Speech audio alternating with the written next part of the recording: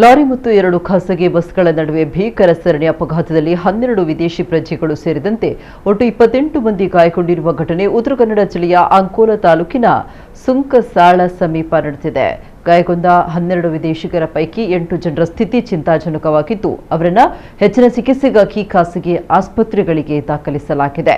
ಹಂಪಿಯಿಂದ ಗೋವಾಕ್ಕೆ ಪ್ರವಾಸಿಗರನ್ನು ಕರೆದೊಯ್ಯುತ್ತಿದ್ದ ಖಾಸಗಿ ಬಸ್ ಮತ್ತು ಹುಬ್ಬಳ್ಳಿಯತ್ತ ತೆರಳುತ್ತಾ ಇದ್ದ ಲಾರಿ ನಡುವೆ ಈ ಡಿಕ್ಕಿ ಸಂಭವಿಸಿದೆ. ಈ ಅಪಘಾತದ ಬೆನ್ನಲ್ಲೇ ಬಸ್ನ ಹಿಂಬದಿಯಿಂದ ಬರ್ತಾ ಇದ್ದ ಮತ್ತೊಂದು ಖಾಸಗಿ ಬಸ್ ಕೂಡ ನಿಯಂತ್ರಣ ತಪ್ಪಿ ಡಿಕ್ಕಿ ಹೊಡೆದಿದೆ.